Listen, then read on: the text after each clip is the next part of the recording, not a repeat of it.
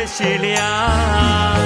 အသေးတချမ်းဟာတွေ့ပဲ့ကြလို့ဆွေးလဲငါနေခဲ့ရတာ